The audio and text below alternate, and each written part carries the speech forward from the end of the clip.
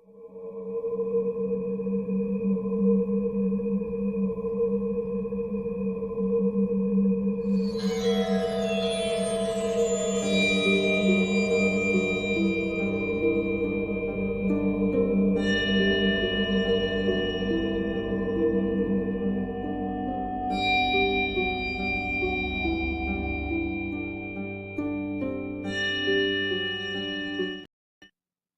everybody, it's Ron from Ron's Computer Videos.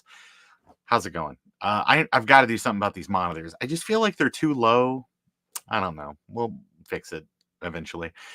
Anyway, I wanted to apologize. This year has been kind of like a disaster. I've had some stuff going on. I ended up last night, I was going to live stream and had a family emergency come up. So I had to go and sort of help with that. And so I thought that I would just take a few minutes while I'm waiting. Um, for something else to go wrong, I figured I would take a few minutes and do something that I wanted to do earlier, maybe even last week, but I didn't have time. I did not have time. And it was just to take a few minutes and kind of discuss some of the scariest computer games or games for like your games console and stuff like that I've played in the past. Just my personal experience, which your experiences could be different. Now, this isn't going to be something where we just talk about like PlayStation games or something like that. This is kind of it's both for game consoles and computers and things like that. And I know that maybe some of these came out on both, but my experience with them is largely stuff that came out for like the Mac way back in the day, or things that that I could play on my like Windows 95 or not 95, but probably Windows 98, Windows 98 PC. But and that's maybe a console game. So anyway, I just wanted to talk about it's a short list. It's only like 4, so this won't take too long. But absolutely wanted to brag on this wonderful game by Capcom, Resident Evil 2. It's a classic. I guarantee everybody that's watching has played this. Maybe their copy is not as dusty as mine, but it's just because I haven't played it in a bit. But this is Resident Evil 2 Platinum. This came out for the PC so long ago that it, like the graphics in it, I think specifically require a 3D card. So that's been a hot minute since that was like a big thing. But this game really built on the original in that it took all of the survival horror themes and then gave you this cool experience where you could play as Chris, and then you could play again as Claire. And what the choices you made, not like as much as maybe they could have done, but choices that you made in one of the games absolutely affects the decisions that you would play the next time through. And you got to play both to maybe have the full experience, since both of these stories sort of intersect. I think maybe the biggest thing is there's like a point where you get like there's a locker, and you can basically choose to take all the items out, or you can leave some stuff. And I think the game even says like, hey, do you want to maybe leave something if somebody else comes along after you? And so I think people that maybe didn't know a lot about like what to expect might have taken both items, and it kind of screws you on the second run.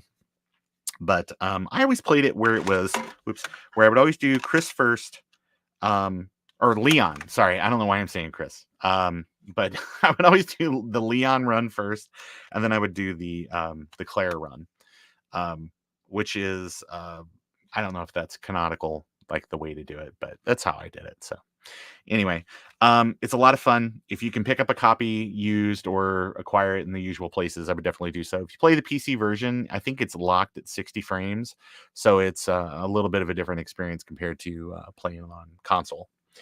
The other one, and I guess somewhere along the way, I lost the cover, but I loved this game, Alice, which uh, came out sort of kind of like maybe the Windows XP era.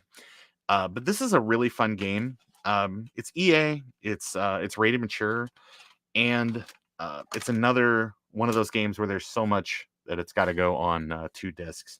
But this was quite a bit of fun, and I remember kind of being freaked out about it when I played it initially, just because it is sort of like a very macabre retelling of the children's tale. And I think some of the bosses and things like that are kind of extra gross and are kind of designed to evoke a little bit of body horror and things like that. So this is like a really really fun game. If you have not played it, this I think absolutely supports Direct 3D and things like that. So this plays on like a lot more than others. And I'm pretty sure you can pick up a lot of this stuff on like Good Old Games and Steam and things like that. So they've all been sort of hacked out to work on modern computers and things. So, but that's basically it. It's a lot of fun. There's cool weapons and stuff. Like there's like a croquet mallet and with like homing little croquet balls and stuff. So it's really fun. I know that they've kind of turned this into a series as well. But in the beginning, we just had the one, and it was just what it was. Now, this game right here is some people might not call it a horror game, but because it's an FPS. But for me, there's elements of it that absolutely hit me in like all my little mammal fear centers in my brain. And that's Marathon 2 Durandal or Durandal, depending on who you talk to. This game is quite a bit of fun. It's the sequel to the original Marathon for Macintosh, but this one right here actually has sort of some fun gameplay elements and things like that, because it exploits something that I find very very terrifying, which is things underwater waiting to kill you. Uh, so like there's a lot of levels, like there's several levels that have huge sections that are submerged, or you have to go underneath. You got to go under the water first. So if you're afraid of drowning, that checks one box. And then there's machinery underwater, which I don't like either. So submechanophobia, if you got that, that's two. And then you have creatures under the water that are just waiting to claw, and they look like I can't remember what type of monster they are, but they've got like a big teeth in their chest, and they kind of look like some sort of like creature from the Black Lagoon kind of thing, but it looks like a bunyip. People in Australia will know. Super scary. This game, like I had to turn it off and just wait. And actually, I was a beta tester for this on the PC version, so I got like lots of time. I got lots of time to work on my fears with this game. So, but this one's a ton of fun, and I know that these have been released for free now, or at least kind of with limited sort of public licensing. So, I would definitely, if you've not played Marathon or any of them, like Marathon, Marathon 2, Marathon Infinity, you can certainly. This is the one that really kind of like went all in on story. And then part 3, they were like, oh, okay, well, we're going to keep the high story elements and stuff, but then introduce like some new gameplay elements and all that. So definitely make sure to play this one for sure. And then if you like the series, continue on and play Marathon 3, Marathon Infinity, I think is what it's called. Yeah, Marathon 3. And then everybody knows that that's what became the Halo series and stuff when Bungie was bought out by Microsoft.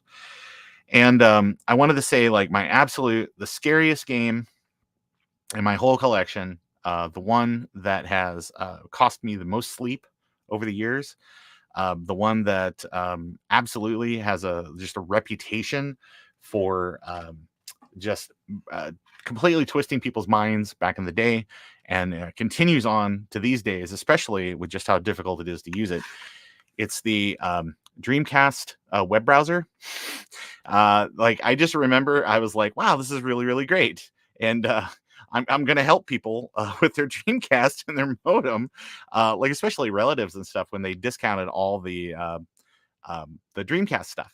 When I think several different retail chains completely decided that they were going to wipe all of the Dreamcast stuff off the face of the earth. So like GameStop and places like that, you can get like a Dreamcast for $50 with like 2 controllers and the fishing and like the Seaman headset and things like that. It was crazy. So there were a number of relatives and stuff that I bought Dreamcast for, just because it was like, oh, this is going to be a cheap and easy way for these guys to get online.